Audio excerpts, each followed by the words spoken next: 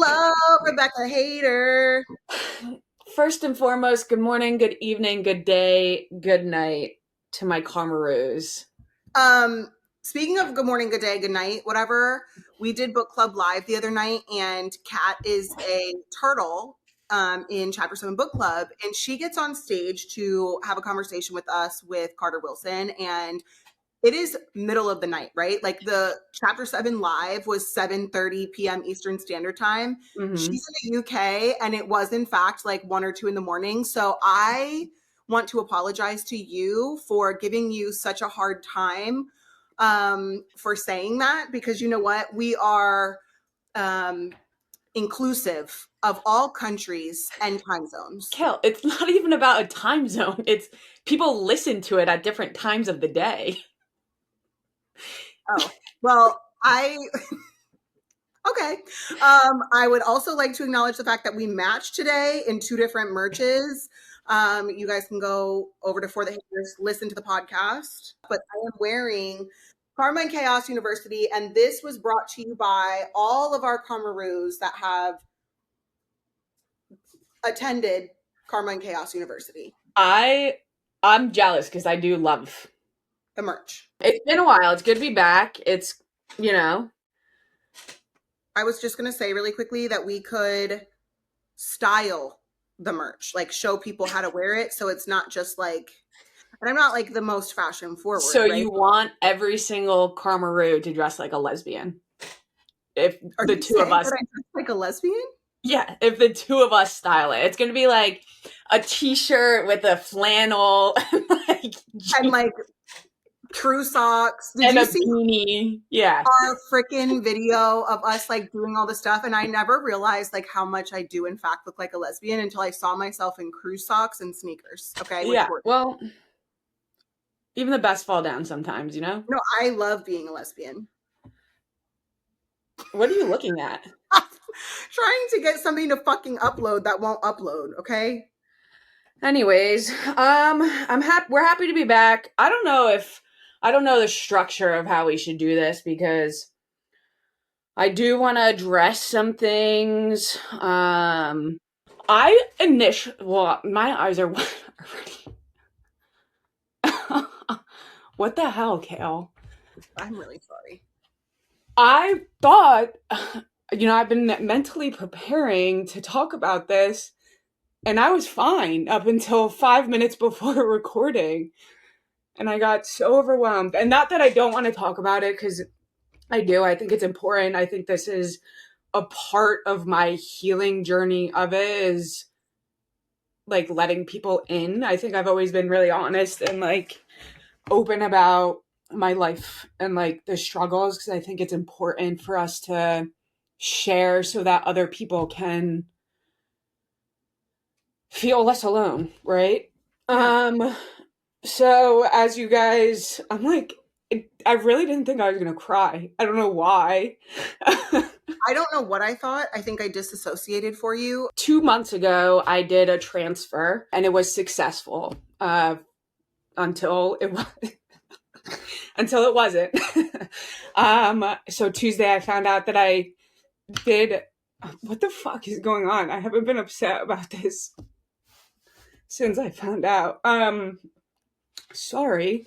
Do not apologize. I did find out that I had a miscarriage, and so while Kail was dealing with the death of her dad, I was dealing with the death of an embryo, and so it was just, it was a week of a lot. I mean, there's like a lot of things that I've been thinking about and want to say. Overall, I am okay. I think that there's probably going to be a lot of people on here that have experienced it. Unfortunately, it's something that's really common. And it's something that I've always like had in the back of my mind. So I feel like I prepared myself for it. Obviously you can never really prepare of everything. And so I went to go get an ultrasound, and during that ultrasound, they weren't able to find a heartbeat, and they were the week before. So, yeah, I like got home. I was upset, rightfully so, but I came home and I want to make sure that I preface by anything that I'm about to say is like my experience of it, just because this is what I use to help me get through it. I don't want it to discredit how someone else healed from it or wasn't able to heal from it. But when I came home to like Bex just like smiling at me. And like for whatever reason, like it just like clicked in my head. Like there was like a switch in me that like was like, holy shit. Like I'm so thankful for him. And like obviously I've talked about it on here. Like I've struggled with the connection with him and struggled with like my love for him. And it was like a weird, just like, holy shit, I'm obsessed with this child. And I'm so happy and so thankful that I have him. And even like Leah, like I feel like Leah and I have also been going through the trials of like having a newborn, and you know, like it's no longer us, our relationship is no longer a priority. And I feel like the past 10 years, like that's been a huge part of my identity, was like my love for her and like my love for our relationship. And even with this, I feel like it softened us from like the past couple months of us just like focusing on surviving. And so with that, I've just like been so thankful for my life and like my friends and my family, that it's like just helped with all of the healing of things that come from the loss. And quite honestly for me, the mourning was more so of like what I was doing to my body than it was the loss of the embryo itself. Like IVF is fucking hard. Like the medicines fuck you up. Like it's a lot. And so like doing them for so long even before the transfer, all you can think about is holy shit, I have to go through all of that again. Like I have to go, like to be able to have a child, like I have to go through that all again. And so um it's just been it's been a time Or I can over imagine here. it takes a toll on you Yeah. mentally. Like your body is going through one thing with IVF, Mhm. but it's taking a mental toll as well. Yeah, I think that I feel when I was fine and I was doing like okay. I know that this has some. So yesterday I went to the doctor and like I decided I'm gonna do surgery next week because the whole like waiting around is like not for me. Like I'm like mentally like I just can't deal with like when is it gonna happen? When is it gonna pass? Like it's really fucking hard, and it's like it fucks me up even more because like you feel like a sense of hope that maybe they're wrong because like nothing has happened. I'm not bleeding, I'm not in pain. And so I'm just like really struggling with that. And so I went to the doctors yesterday and I decided next week, so when this airs, the next day I'm going to get the DNC. And I'm actually getting another ultrasound because mentally I'm like, what if the first one was wrong? So like I'm going to go for another ultrasound on Monday just to like confirm, like double confirm. So after next week, hopefully my healing will just start. Like I can kind of move forward. And then Lee and I decided we're kind of just taking a break. Well, I'm taking a break from everything until next year. I'm So that's the update. So if you were mad at me for not being on, I hope you have some type of sympathy for me. I don't want to laugh. Like I don't even know. I don't Dude, want to say anything because I just want to support you. I feel like if I talk about anything else at this point, it's like if missing. if anyone knows anything, I'm like such a dark humor person. Same. Um, I jumped right into a project like we were talking, and I'm like, I literally just bought all the materials to build my garage out into my office. That's what I do in like times of struggle. Like I need to just stay occupied and stay busy. Well, then I would like to apologize to you and to our listeners because I basically removed you from that recording and was like, you need to breathe Yeah. and take time. And Becky was like, no, I just carried all this shit up to my office. And I'm like, I can't participate in this because you need a moment. But Yeah. time you want Speaking of to. carrying all that shit up, I carried like 45 sheets of double drywall up my steps with this guy that delivered them, I died. Like I literally was like, if it wasn't, I was so embarrassed to stop, so I kept going. And I walked inside and my face was red and Leah's looking at me and I'm like, Leah, like I need to go get another ultrasound right now because I probably just shocked that thing back to life. Like from what, You did say that? from what Oh I my did. God. Yeah. So we had a good laugh there. It's been a time. It's weird. It's a weird, like I was doing okay and then there's just moments of just like, and it's really just grief around my body. Like I'm really just like I fortunately didn't feel like it was like like I don't feel like I lost a child, and that's just how I feel because like it was still early. Um like I'm not mourning that loss. Like it's just that's not how I'm processing it. It's just like, dude, like every shot for the past like 4 or 5 months I've taken all for fucking nothing, and then I've just started all over again.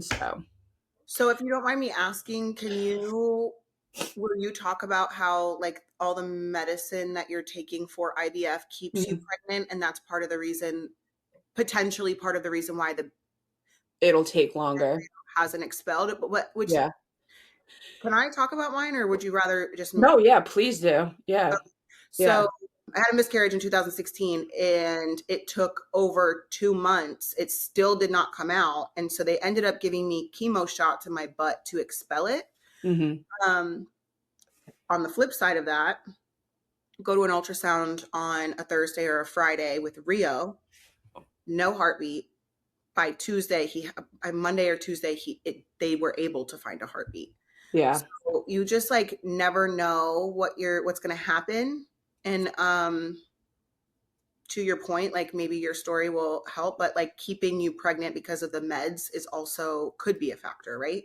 For sure. And I stopped my meds the day that I found out. So like, but also I've had, huh? Like cold turkey. Yeah. I Well, don't know how that works. besides one of them you have to wean off of. Okay, but the rest, like it's fine to like just stop Yeah. it. Yep. Okay. And so, but like with it, like I've been taking progesterone, I've been taking estrogen. So like my body is like just fueled right now for pregnancy. And so it's like holding on and like nurturing still. Like it's not just like allowing. And I didn't like it's not just like you get to be told that like you are having a miscarriage and like that's it. Like you have to make decisions now. Like do you wait not like for it to naturally pass? Do you have like surgery, or do you just take a pill that's going to help?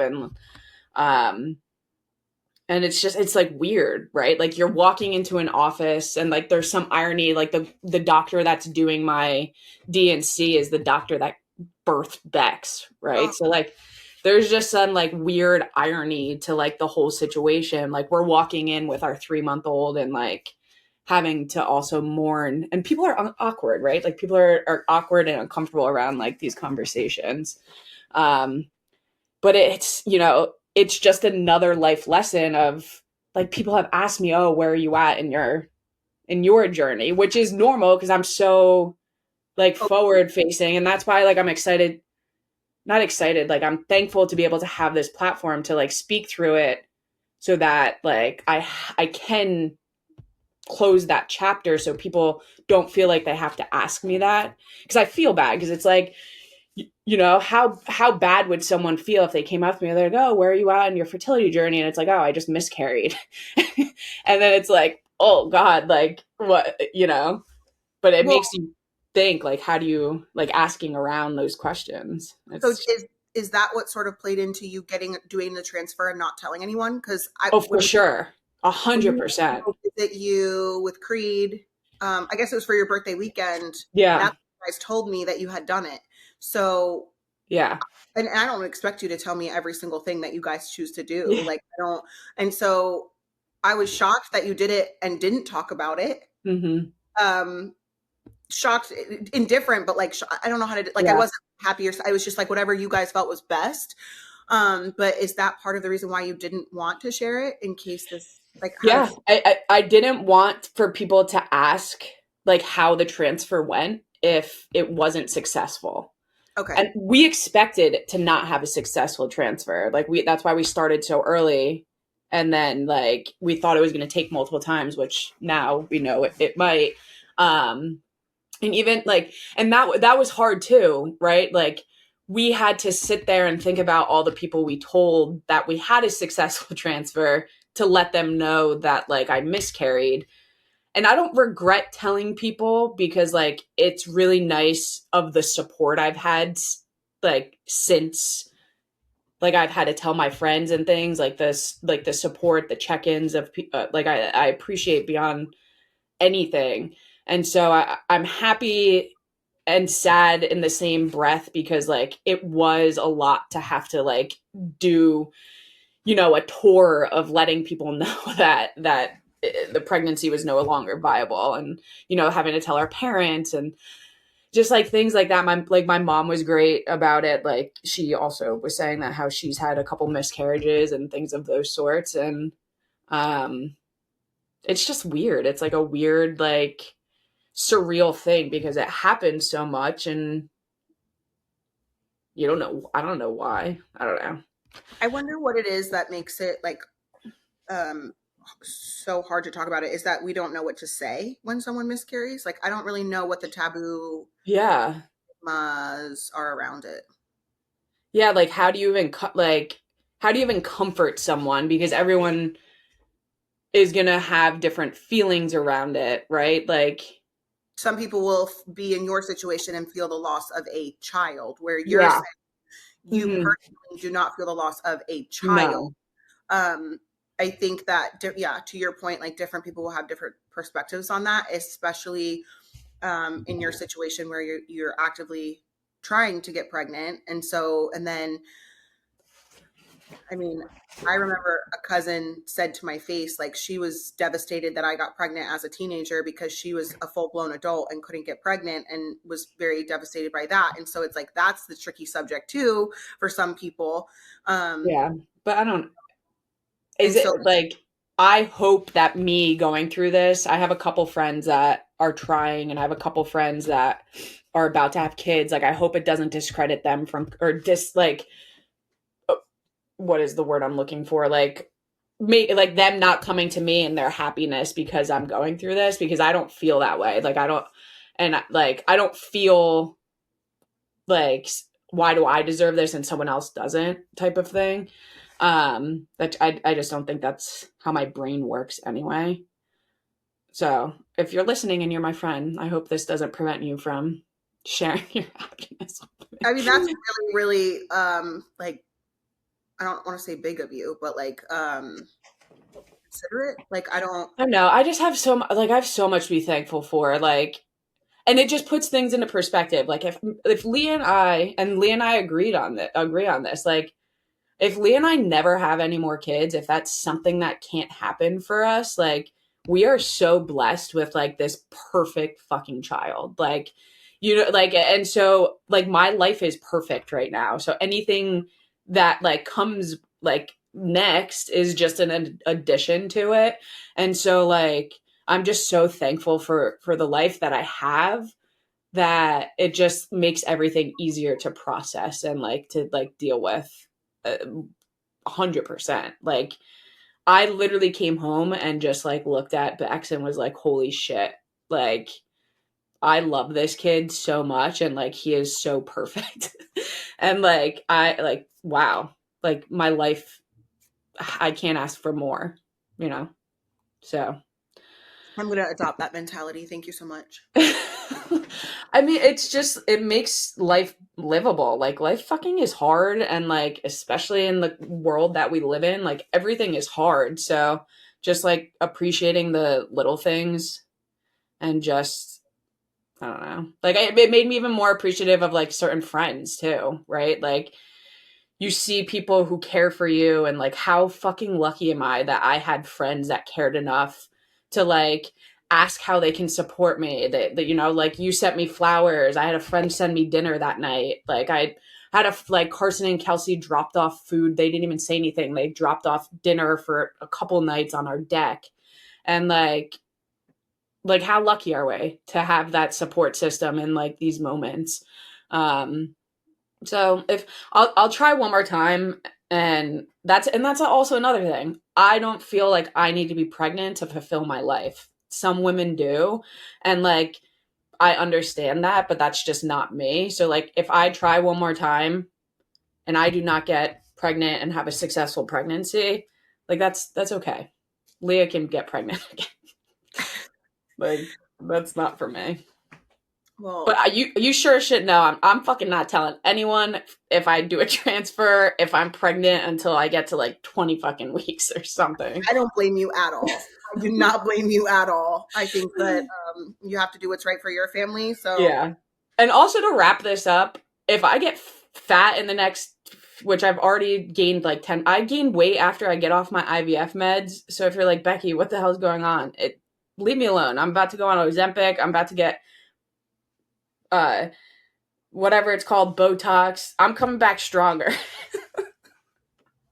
Anyway, I think that you are a very strong person, and I'm really proud of you. I love you. Thank I love you. I missed you too, but I miss you also. I think we should talk a little bit more about Salem. Okay. Unless there's any other more questions from the peanut gallery. No, none from me, but I do anticipate that the listeners are going to have a lot of questions. If you're up Yeah, for a conversation after this airs, there's a a thousand possibility that percent. people will want to share their stories or their questions. And so I Mm, just, if that's something that you're open to for our next recording, you could yeah. say it or not say it. Yeah. I'm an open book. Also, you look great. I do. Yeah. Well, thanks. I'm healing. I don't know about my lips still. It's getting You there, I guess maybe, but I it does got look like it has some movement. Or maybe I'm just getting used to it, I think people are getting used to it. If which I is smile really hard, you can see it more. yeah, I but like it's not like it's definitely improving or something. yeah. Well, she put one unit of disc port on this side, and the plastic surgeon was basically like, I could go a little bit more so that it's even. I Mhm. do have a follow up appointment the day this airs. I have a follow up appointment to look at like steroid options and other maybe acupuncture, funny enough, physical therapy, to see if we could even it out. Um, Yeah. but I was apprehensive to post some of the pictures from Salem because I noticed like it feels like I look like um Jimmy, what's his name? Jimmy Jimmy Neutron? Carrey in the mask, like all Uh, chin. That's what it feels like when I look at my pictures. Specifically, this side is like real heavy on the chin. You know what I mean? yeah. We should move past that eventually. Okay. You look great. Thank you. You look like I don't know. It feels like even like your energy is better.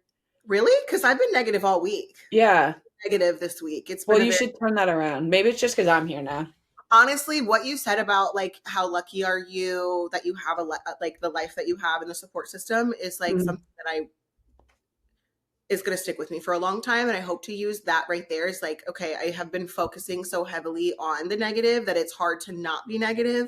Yeah. So when you put it into that perspective, it's like makes more sense. It makes it a little bit easier to look at the good. Does Yeah. because people be like, oh, like be happy with what you have, or like it's not that bad, or it could be worse, but it's never like look at the life I live. So yeah, there are negative things happening, but like look at the life I live. You know Yeah. what I'm saying? And negative and positive are allowed to coexist, right? Like you're allowed to be sad and feel things of like negative or sadness or anger or whatever it is. But like ultimately, if you keep reminding yourself of positive things, it's just going to help, I hope right? so. Yeah, I'm gonna be positive. What did so I've talked about this on here of when Natasha came here and she left post-it notes. So Natasha came with us to Salem and Kail got to meet her and her husband Alcides for the first time. Um, I love them so much. Like I love them. Like they are such good people and just like good mhm. energy and just I don't know, like they're a breath of fresh air. And I What did Natasha's post-it note say? oh okay. I did take a picture of it because and maybe Lissa can post it on Karma and Chaos socials. Natasha got coffee for everyone, or Al did, or someone, and Natasha put a Post-it note on Kail's coffee. And this, from a couple episodes back, it was like a few weeks ago, Becky was telling the story about Natasha, who is Leah's best friend, who basically did all the things for them after their embryo transfer, and then also after Bex was born. Yeah. She put Post-it notes all over the place. And so she texted me, like on the side out of our group chat, which already I was like, she hates my guts. Like she hates me. And he was like, hey, like Al's going to get coffees. Like, can we get you something? And I was like, oh yeah, like, thank you. And there was she left it outside my door. And then there was 2 Post-it notes, and it said, you owe yourself the love you freely give to others. And then the second one under it was like, I heard you need some of my affirmations or my Post-it notes or whatever. But she also said that she is like an avid listener of Karma and Chaos. So I appreciate her so much. That's so cute. She's also, those are Bex's, air quote, godparents. So. Oh, I love that though. I mean, you have to. So Salem was a really good time. Salem is like our favorite place. Bex was really good. But I will, however, say one thing I was not prepared for as a new parent and traveling with a kid. The hardest part for us was having a stroller. A stroller is so inconvenient. Like the size of it, bringing it places. And what's crazy though is like it is pretty like your stroller is pretty compact, so it's not big bulky ones that they had when Elliot was born or when Lincoln was born. It's like a more more compact stroller. But even just when we went, I think it was the witch's dungeon, and it was like you got to leave the stroller, and it's like, well, where do you want us to put it? Yeah, like, this $1,000 stroller. You're like, I hope no one takes it, kind of deal. Yeah. The witch's dungeon. Here's the thing about Salem. I plan to go every year for the rest of my life. And I also want people to understand. I'm going to do a video of like the do's and don'ts, I think. I'm not a vet like you, but just after the first time, like I learned very quickly how this needs to go. The thing about bringing kids to Salem is like what we are interested in the history of Salem because of the witch trials. I'm telling you right now, most children do not give one single fuck. They don't care. Okay. Yeah. Like even I was like, okay, well, I'll bring Elliot and Lincoln because they'll understand like the history and it's like educational and this is stuff that they're gonna learn in school, right? Yeah. So I'm having a grand old time because I learned about it at 2 different school districts, and Lincoln's like not giving one single fuck that these were real witch trials, like in real life. Like he didn't care. So if you bring your kids to Salem, until they're old enough to fully respect and understand the history, it's just going to be a free-for-all for them. Yeah. Like you have to find stuff to entertain them with. Yes. But you should have done a haunted house. Well, so there are still things that I didn't get to do. Yeah. Oh, for sure. I did set an alarm on my phone for January 2nd to book for September 2020. And I double checked my custody arrangements. I also have all of my children that weekend. So it is very possible that I will bring Lux and Creed also next time.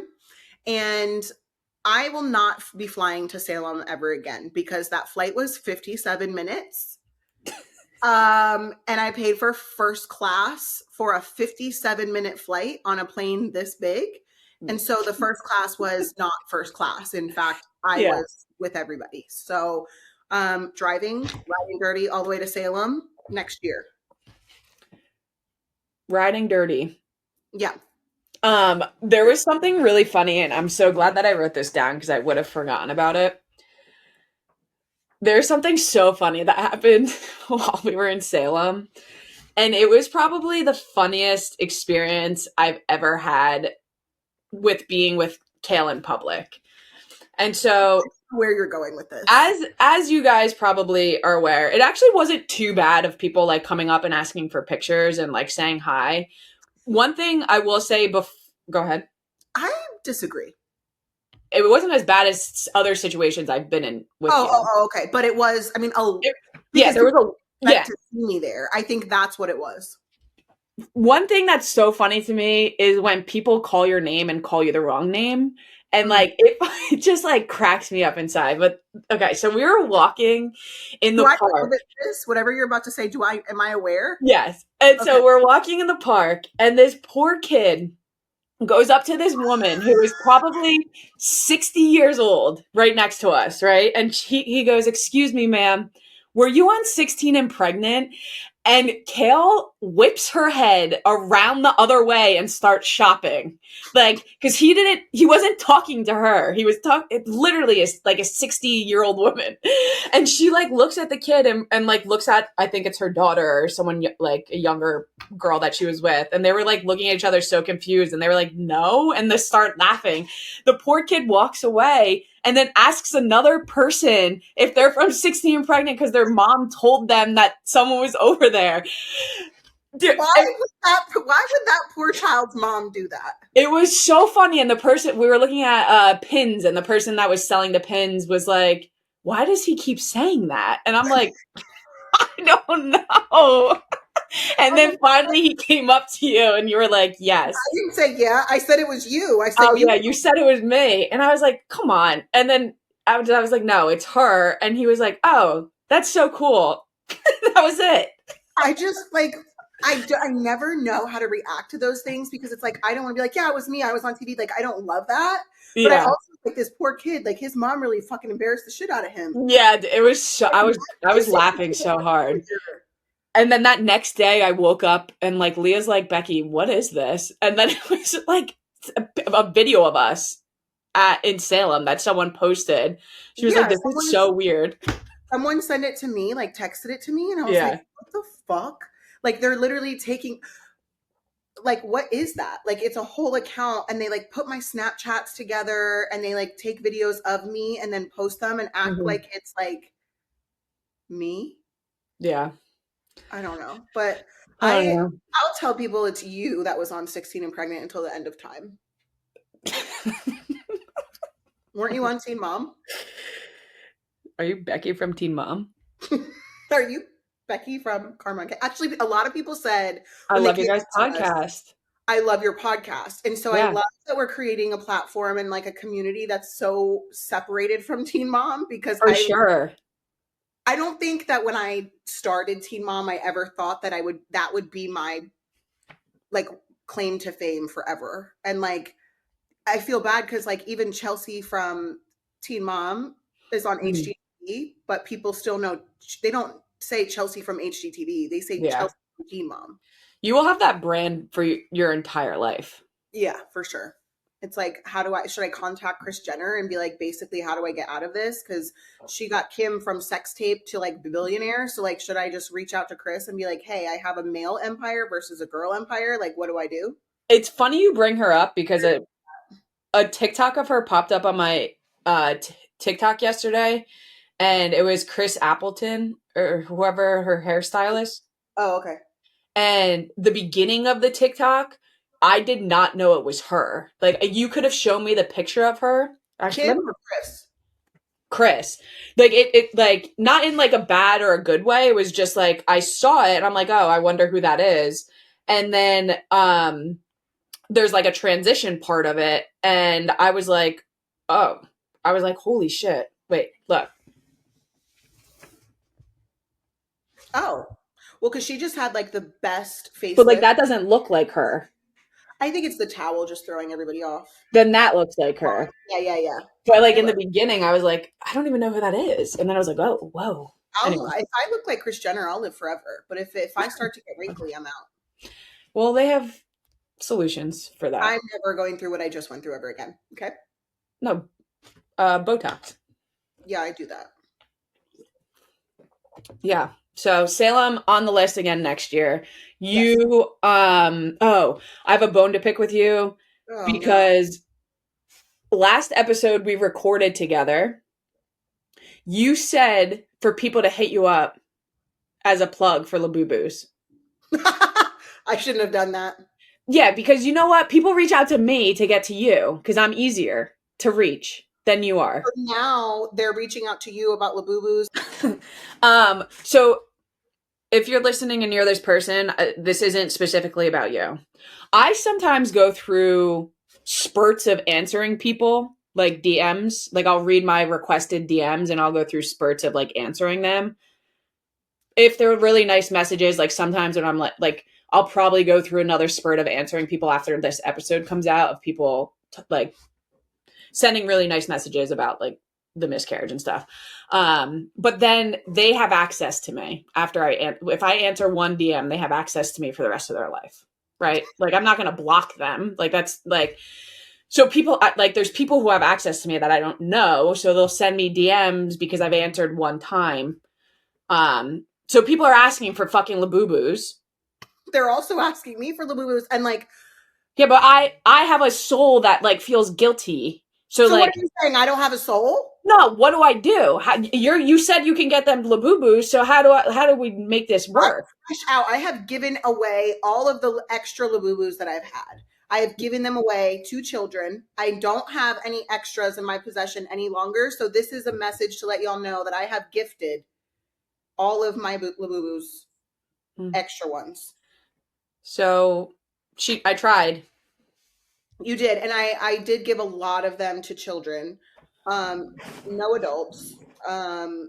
Did you see that case I sent you? The shadow box? I loved that idea. I just don't have anywhere to put it. You have a whole content house. Put it somewhere there. It's not really the aesthetic here. You know what I mean? Like this is going for like. Put it in a bathroom. Make a bathroom a Labubu themed bathroom. Yeah, I like that idea a lot. I was thinking I could do a Christmas tree and hang them on the Christmas tree.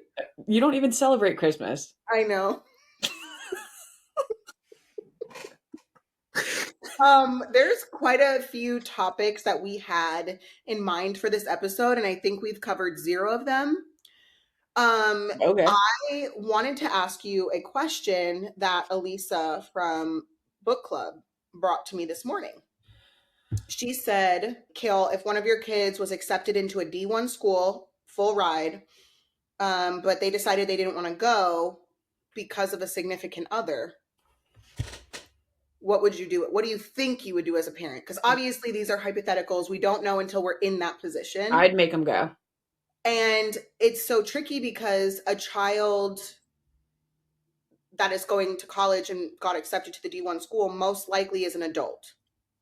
By definition, 18 years old, you're an adult. However, I did answer with some complex feelings on it because I don't necessarily think that it's that cut and dry, right? Like, I know firsthand that a lot of relationships during that time don't work out. I said I would not be happy and I would, I guess, just support them through it. But it's interesting because if I'm paying for it, I'm conflicted on whether or not I have a say. So you got a full ride to a D1 school. Now you want to go to a D2 school or a community college. I'm now responsible to pay for that because you're not going on like sports scholarship, right? Because this was pertaining to sports. I said, it's not solely about the education for me. It's about the trajectory of my child's life, because if we've invested time and money into the sports to the point that they are eligible to play for D1, it's not just about the education. It's also about like the investment. And then it's also about the connections that you make at a D1 school. And I say that because I had a conversation with my attorney about going to law school. And she flat out told me, Kail, if you go to law school when the twins are in kindergarten, you're going to have a vastly different experience than someone who goes fresh out of high school, because they're going to have the time to attend events and networking and this, that, and the third. I'm working full time, raising 7 kids. Everyone has sports. I'm not going to develop the same connections and relationships that someone fresh out of college is. Same thing can be said for a D1 school, right? So I'm thinking, I think it's Clemson. Don't quote me on this. If I'm wrong, feel free to like let me know politely. I think Clemson offers something for ASL, and Elliot really wants to go to a school for ASL. If you got a full academic scholarship or even partial to Clemson and then was like, oh, on second thought, I don't want to go, I'd rather go to the community college here in Delaware, I'm going to question that, because don't you want to build and foster and maintain the relationships that you meet at Clemson?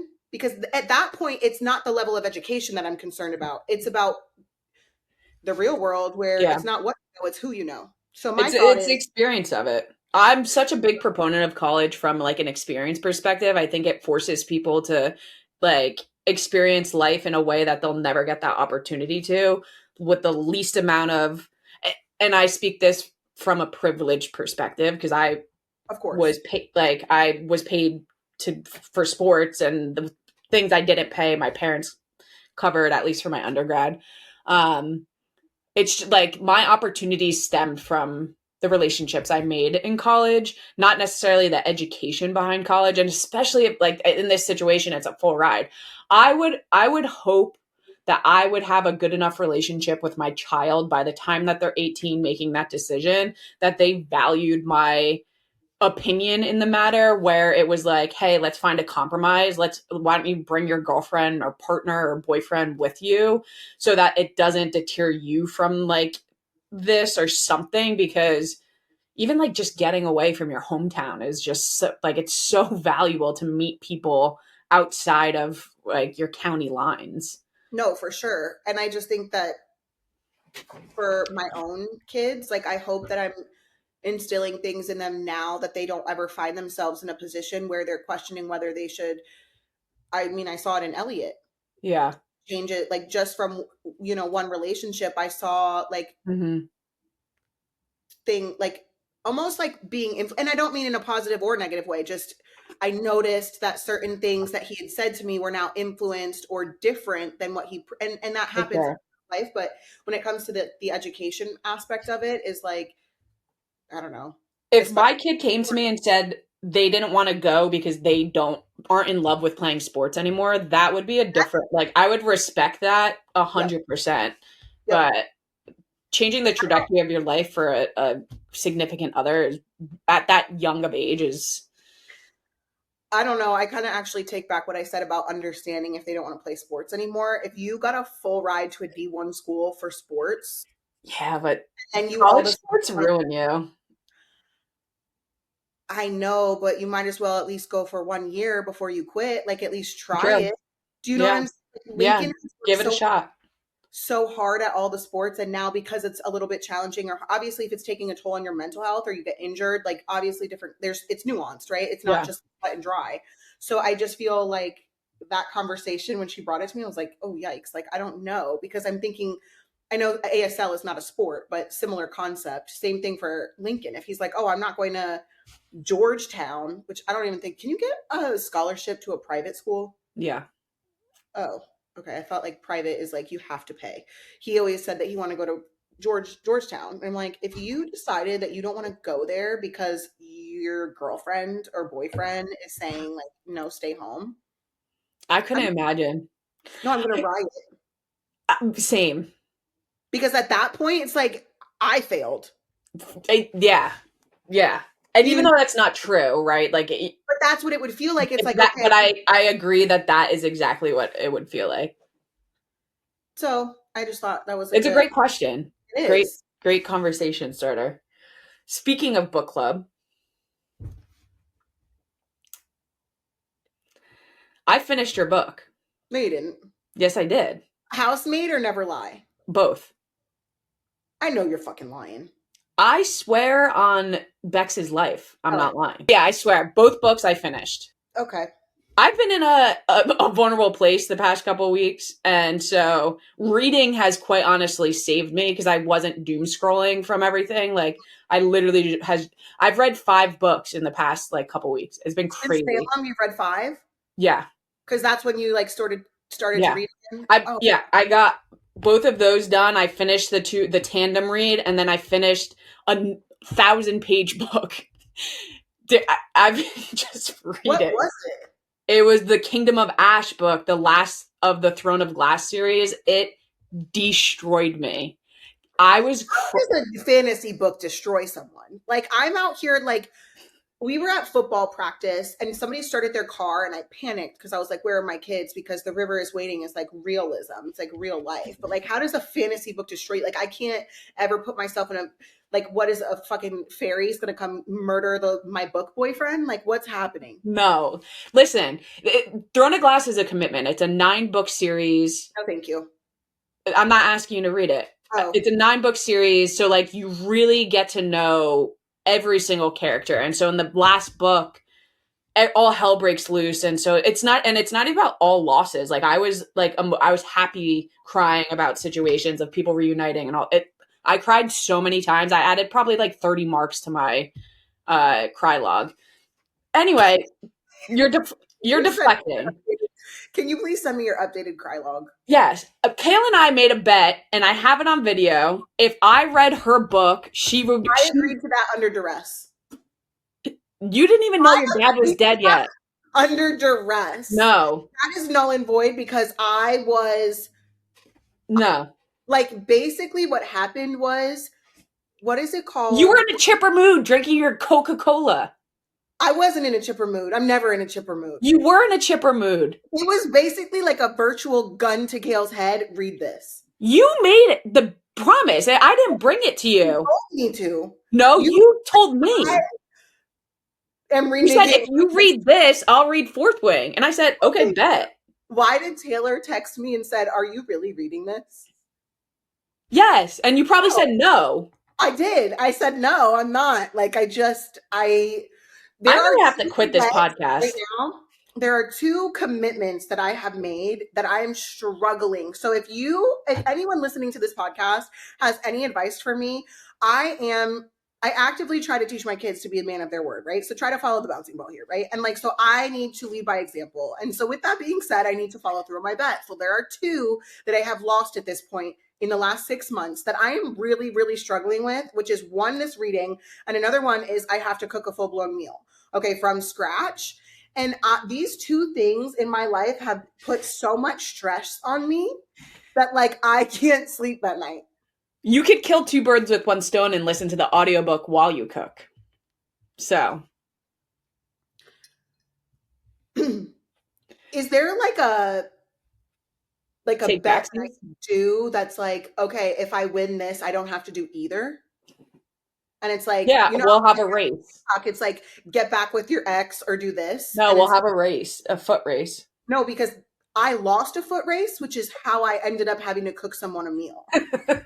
So no, we will not do a foot race because I'm slow as fuck. Oh, you know what we could do?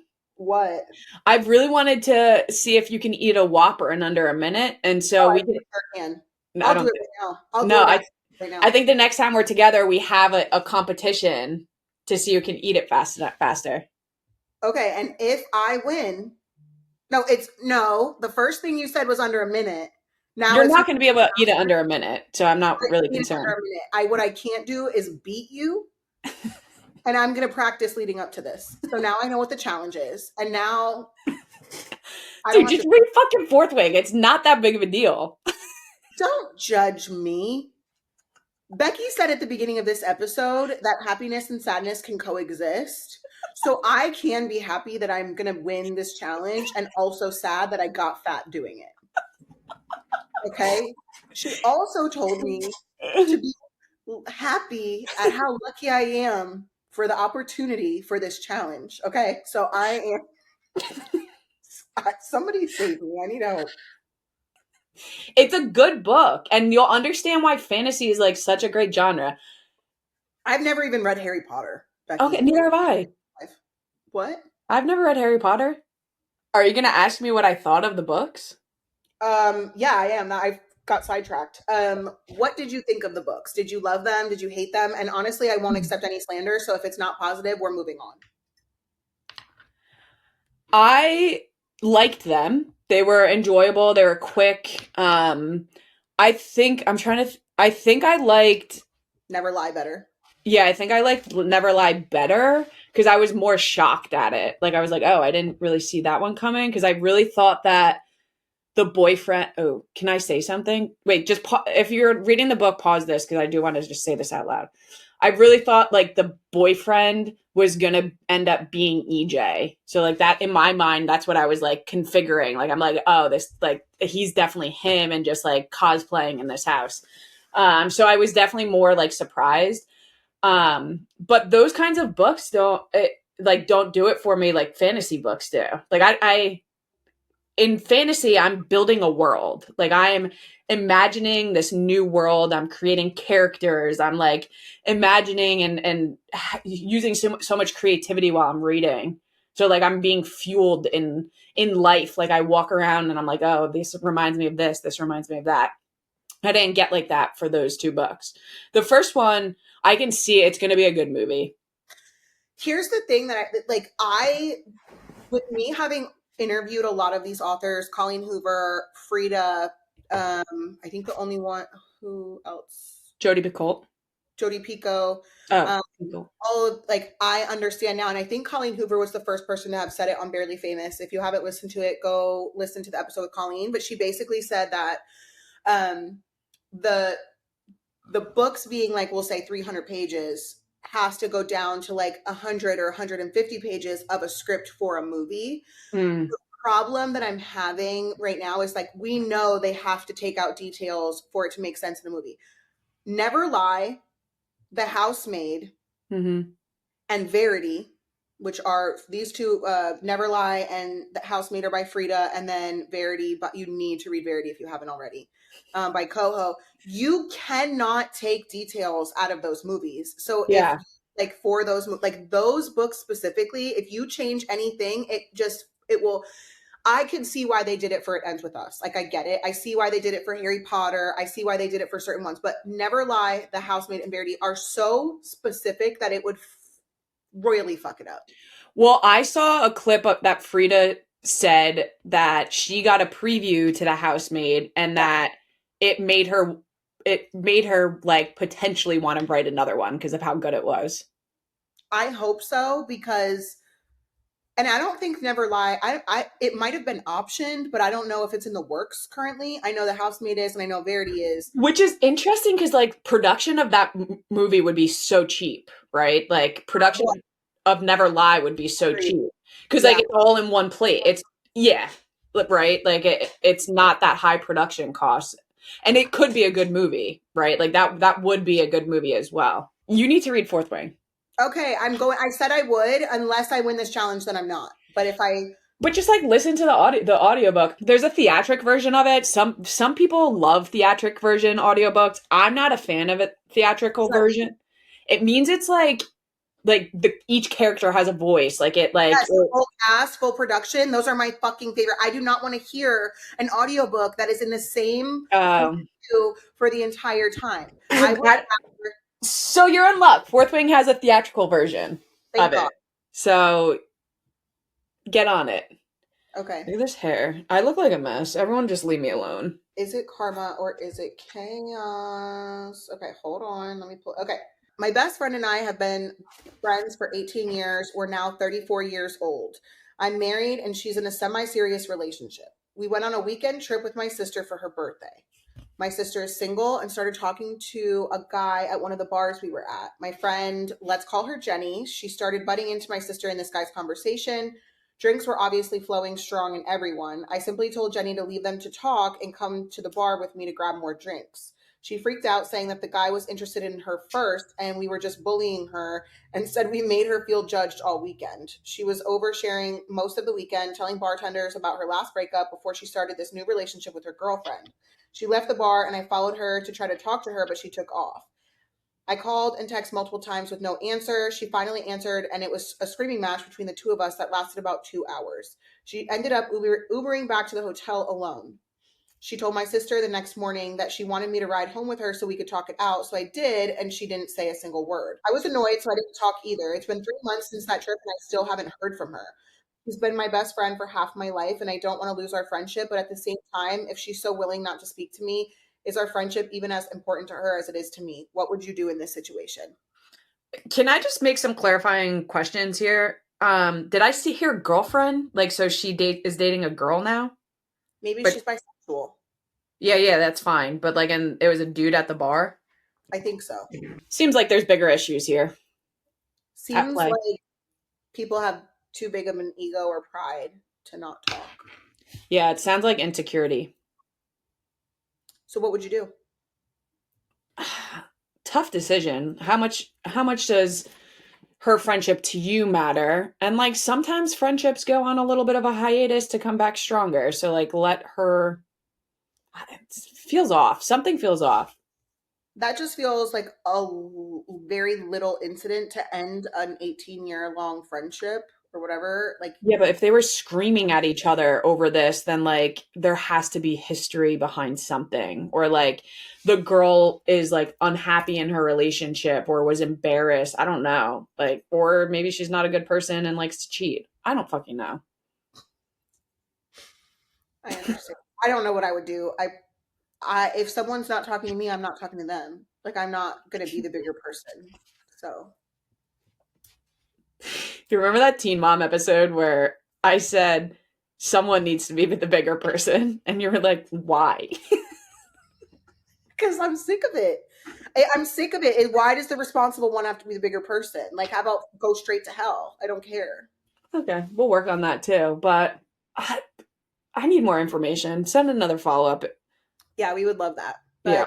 But other than that, like, please go look at our merch, buy some merch. Go listen to For the Haters. Where